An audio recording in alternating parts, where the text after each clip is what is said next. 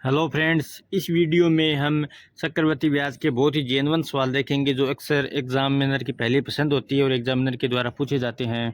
तो हमारा पहला सवाल है, किस दर से 1000 रुपये की राशि 1331 हो जाएगी यदि समय 3 साल दिया हुआ हो। इससे पहले वाले पार्ट में हम इसका विस्तृत रूप से व्याख्यान कर चुके हैं। देखो, 1000 रुपये की राशि कितनी हो गई? 1331 हो गई। 1000 रुपये की राशि 1331 हो गई। यदि समय ये 3 साल हो तो आपको पता है कि चक्रवर्ती ब्याज में समय ये घातांक में चलता है और साधारण ब्याज में जो समय है वो गुणा में चलता है। तो 3 साल है, हमें क्या करना, हम 1 साल में इसको लेके आएंगे। तो 1 साल में घात स्क्वायर में तो करेंगे नहीं, घात लाएंगे बट्टे में। तो कैसे लाएंगे? 1000 की घात 1/3 और इसकी घात भी 1/3, क्योंकि हमें समय 3 साल दिया हुआ है। 1000 की घात 1/3 कितना आता है? 10 आता है। और 1331 की घात 1/3 कितना आता है? 11 आता है। ये सवाल आ गया 1 साल के फॉर्मेट में। तो 1 साल में ब्याज कितना आ गया? 1 रुपया। 10 रुपये की राशि 1 साल में 1 रुपया ब्याज आ गया और राशि कितनी बन गई? 11 रुपये बन गई। तो दर कैसे ज्ञात करेंगे? दर का वही हमारा बेसिक तरीका। 1 रुपये ब्याज आया, कितने रुपये पर आया ब्याज? 10 रुपये पर आया। तो 1/10, हमें सीधा पता है कि 1/10 क्या होता है। 1/10 को हम 10% भी लिख सकते हैं। और अगर परसेंट निकालना चाहें तो इसको क्या कर दें, 100 से गुणा, तो ये आ जाएगा R बराबर 10%। कैसे किया? 1000 रुपये की राशि 3 साल में 1331 हो गई। 1000 रुपये की राशि 1331 हो गई 3 साल में, तो 1/3 कर दिया। अगर 2 साल की बात आती तो 1/2 कर देते। 5 साल की बात आती तो 1/5 कर देते। 1000 की घात अगर जब 1/3 होती है तो कितना आता है? 10 रुपये, 10 आता है। 1331 की 1/3 कितनी आती है? 11 आती है। इसका मतलब 10 रुपये की राशि 1 साल बाद कितनी आ गई? 11 रुपये हो गई। मतलब 10 साल पर 10 रुपये पर 1 रुपये ब्याज आ गया। 1 रुपये ब्याज आया 10 रुपये पर, तो 10 दर कितनी हो गई? 10% हो गई। ठीक है। हमारा अगला सवाल है, 4800 रुपये की राशि 4 साल में 6000 रुपये हो जाती है तो CI की दर पर 12 साल में राशि कितनी हो जाएगी? देखो कैसे करेंगे। 4 साल में खुद से कितनी गुना हो गई? देखो कितनी गुना हो गई? 4 साल में राशि कितनी थी? 4800 रुपये थी। और हो कितनी गई? 6000 रुपये। इनका अनुपात कितना आएगा? 2 शून्य से 2 शून्य काट दिया, 12 का भाग दिया तो 12 पंजो 60, 5 और 4। 4 साल में राशि 4 रुपये से 5 रुपये हो जाती है। मिश्र धन 4 रुपये था तो 4 साल में 1 रुपये ब्याज आता है, ऐसे मान लो। ठीक है, मतलब 4 साल में राशि कितनी हो जाती है? 5/4 गुना हो जाती है। हमें कितने साल का पूछा है? तो CI की दर पर 12 साल में राशि हमें कितना पूछा है? 12 साल। मतलब इसका क्या पूछा है? 3 गुना। 1 साल में ये 5/4 गुना होती है खुद की। तो राशि कितनी है स्टार्टिंग में? स्टार्टिंग में राशि है 4800। 1 साल का पूछे तो जैसे 4 साल में होती है ना ये 5/4, तो 4 साल में राशि हो जाएगी 5/4। अगर इसको हम 4800 को 5/4 करेंगे तो राशि वापस हमारी 6000 आएगी। ठीक है, ये हमें कितने साल का पूछा है? 12 साल का। मतलब 3 गुना 3 बार करना होगा हमें, क्योंकि 4 के 3 टुकड़े होंगे तभी तो 12 साल होगी। तो एक बार 5/4 लिखते हैं तो 1 टुकड़ा आता है। हमें 4 साल का 3 टुकड़े करने हैं, 1 टुकड़े में आता है 5/4। अगर एक बार 5/4 को और गुणा करेंगे तो कितना जाएगा? 8 साल हो जाएगी। ये 4 साल है और यही 4 साल 8 साल हो गई। हमें 12 साल पूछी है तो इसको 3 बार कर देंगे। ये 5/4 3 बार क्यों किया? 3 बार इसलिए किया कि 5/4 है वो 4 साल में बनती है। तो 4 साल का ये 4, 8, 12, अगर 16 साल पूछता तो 4 बार कर देते, जैसे 4, 8, 12, 16। ठीक है, अब इसको सोल्व करेंगे, यही हमारा आंसर होगा। 4 से काटा कितनी बार गया?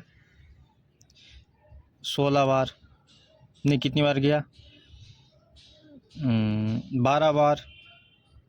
4 से और काटा कितनी बार गया? 3 बार। ठीक है, तो ये कितना हो गया? 300। तो 300 गुणा 5 का कितना गया? ये 125। 5 गुणा 25, 25 को 125 बट्टा ये बच्चे में बच गया 4। इसको इसे गुणा किया तो कितना आ गया? 75। ठीक है, तब 75 को 125 से गुणा करेंगे, 75 को 125 से गुणा करेंगे तो कितना आएगा? 9,375 रुपये। कैसे आया? एक बार दोबारा देखो। 4 साल में राशि 4800 से कितनी हो गई? 6000। तो 4 साल में खुद की कितना गुणा हो जाती है? खुद की 5/4 गुणा हो जाती है। ठीक है, हमें पूछा है तो सियाई की दर पर 12 साल में कितना गुणा हो जाएगी। इसका मतलब अगर हमें 4 साल का पूछेगा तो 1 बार गुणा करेंगे, 8 साल का पूछता तो 2 बार करते, क्योंकि 4 और 4 8 हो जाता। हमें पूछा है 12 साल का, मतलब 4 गुणा 3 बार आता है, मतलब 3 टुकड़े लेने होंगे तो 5/4, 5/4, 5/4। स्टार्टिंग में राशि थी 4800, 48 को 5/4, 5/4, 5/4 किया तो कितने राशि आ गई? 9,375 रुपये आ गई। ठीक है, हमारा सवाल है कोई राशि सियाई की दर से 4 साल में 4840 तथा 5 साल में 3936 रुपये हो जाती है, तो ब्याज की दर क्या होगी? देखो क्या दे रखा है, हम वही करेंगे जो सवाल में दे रखा है। 4 साल में कितनी हो हुई राशि? 4840 रुपये। 5 साल में राशि कितनी हुई? 3936 रुपये। ठीक है, अब देखो 4 साल में इतनी थी, 5 साल में ये 3936 हुई, मतलब कि ब्याज कितना बढ़ा? ब्याज बढ़ा 3936 में से अगर 3840 माइनस करेंगे, 3936 माइनस 4840 अगर माइनस करेंगे तो कितना आएगा? 96। मतलब यहाँ डिफरेंस कितना है? 4 से 5 के बीच में 1 साल का है, तो 1 साल में ब्याज कितना बढ़ा? 96 रुपये। और हमें पता है कि चक्रवर्ती ब्याज में क्या होता है कि ब्याज होता है वो पूरी राशि पर लगता है। पहले के साल में जितना भी ब्याज और मूलधन हुआ उन पे लगता है। तो 1 साल में ब्याज कितना लगा? 96 रुपये। किस पर लगा? 4840 रुपये। तो दर क्या होगी? दर क्या करते हैं हम, वही सब बात। 96 रुपये ब्याज लगा, किस पर लगा? 4840 पर। ये 4840 दर पूछी है, गुणा 100 कर दिया, इससे ये गया। 96 को अगर 4 से गुणा करेंगे तो कितना आएगा? इससे 4 बार कट गया और तो कितना आ गया? 10/4। और 10 में अगर 4 का भाग देंगे तो कितना आएगा? 2.5%। आ गया समझ में कैसे किया? 4 साल में 3840 रुपये होती है, 5 साल में 3936 रुपये होती है। मतलब 1 साल, इधर 1 साल का डिफरेंस है, तो 1 साल में ब्याज कितना लगा? 96 रुपये। 96 रुपये ब्याज किस पर लगा? 3840 रुपये पर लगा। तो 96 रुपये ब्याज लगा 3840 रुपये पर, गुणा 100। 96 से इसको काटा 4 बार, 0 से 1 0 गया था, 10/4 कितना दर कितनी आ गई? 2.5%। हमारा सवाल है एक व्यक्ति एक बैंक से 3000 रुपये 10% सियाई की दर से कर्ज लेता है तथा प्रत्येक साल के अंत में 1000 रुपये जमा करवा देता है, तो 3 साल बाद वह बैंक में कितनी राशि जमा करवाए कि सारा धन जमा हो जाए? इस सवाल को कैसे करेंगे, देखो एक व्यक्ति बैंक से कितनी राशि उधार लेता है, 3,000 रुपये, और 10% की दर से लेकर 1 साल के अंत में जमा करवा देता है।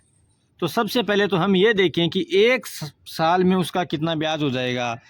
राशि कितनी ली थी स्टार्टिंग में, 3,000 रुपये ले ली। 1 साल बाद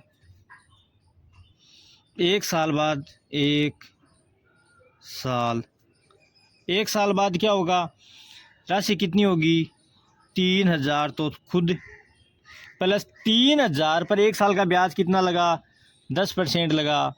तो 3,000 पर 1 साल का ब्याज 10%, तो कितना हो गया ब्याज हो गया 300 रुपये। तो 300 रुपये ब्याज 1 साल का, राशि कितनी हो गई, राशि हो गई 3,300 रुपये।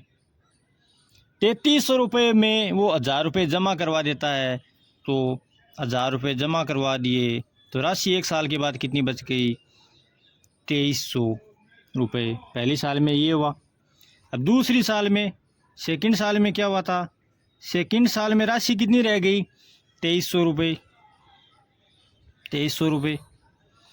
और 1 साल का ब्याज कितना हुआ, 10% है, तो 1 शून्य कट गया तो 230 रुपये क्या रह गया ब्याज। तो राशि 2 साल के अंत में कितनी हो गई, 2,300 रुपये थी, 230 ये हो गई, तो कितना हो गया 2,530 रुपये। 2,530 रुपये हो गए 2 साल के अंत में। 1,000 रुपये जमा करवाएगा, ये 1,000 रुपये जमा करवा दिए, कितनी राशि बच गई, 1,530 रुपये। ठीक है, तीसरा साल स्टार्ट हुआ। तीसरी साल के स्टार्ट होते स्टार्टिंग में कितनी राशि रहेगी, 1,530 रुपये तो अभी बैंक मांग रहा है, प्लस इसका तीसरी साल स्टार्टिंग में ये थी, तो तीसरे साल के लास्ट में ब्याज लग जाएगा।